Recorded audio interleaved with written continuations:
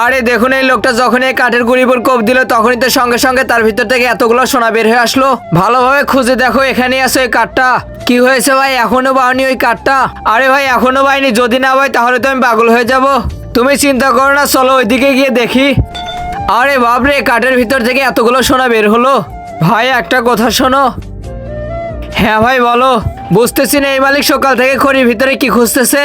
আমি কি করে জানবো ভাই, আমি শুনতেছি এই কাঠগুলো বাইরের দেশ থেকে স্মাগলিং করে চলে এসেছে, এর ভিতরে হয়তো অন্য কিছু আছে, ওইটাই হয়তো খুঁজতেছে। বাদ দাও ওইগুলো শুনে, তুমি কি করবে? তুমি তো আবার কাজ করো, আমি আমার কাজ করি। আরে কিছু বেছো নাকি? আরে না ভাই কিছু পাইনি। মনে হচ্ছে মালিক সকাল থেকে এই সোনা খুঁজতেছে, সকাল থেকে শুধু খুঁজি খুঁজি করছে।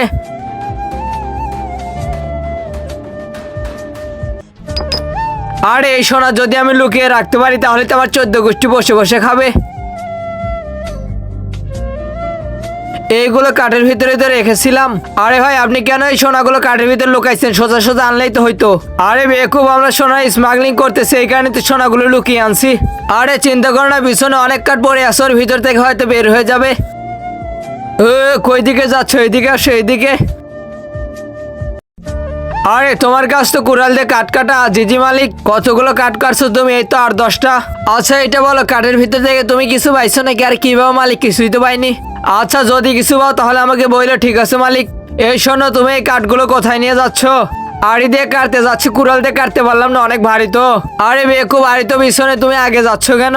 পিছেই তো যেতে লাগছিলাম, আপনাদের দেখে সালাম করতে এসেছি। আসসালামু আলাইকুম। আচ্ছা ঠিক আছে, এবার যাও। আরে সামনে তো মালিক দাঁড়িয়ে আছে, এবার কি করি কি করি? আরে পিছনের রাস্তা দিয়ে চলে যাই। কোথায় যাচ্ছ? আরে হিসু করতে। আরে কাঠটারও কি হিসু এসেছে, সাথে নিয়ে যাচ্ছ? আরে তুমি তোমার কাজ করো, এগুলো শুনে তুমি কি করবে? তার আগে এটা হলো মহান আল্লাহ তাআলার নাম আর এটা হলো শয়তানের ছবি। তুমি যদি আল্লাহ তাআলাকে ভালোবাসো তাহলে ভিডিওতে একটা লাইক দিয়ে চ্যানেলকে সাবস্ক্রাইব করো, আর যদি না করো তাহলে আমি বুঝে নেবো তুমি শয়তানের বন্ধু। আচ্ছা আমি শহরে যাচ্ছি কাঠের গাড়ি নিয়ে, তোমার কিছু আনতে হবে? না না, আমার কিছু আনতে হবে না। আচ্ছা ঠিক আছে। আরে ও শহরে যাচ্ছে, তা আবার রিস্কা নিয়ে, এবারে তো একটা ভালো সুযোগ।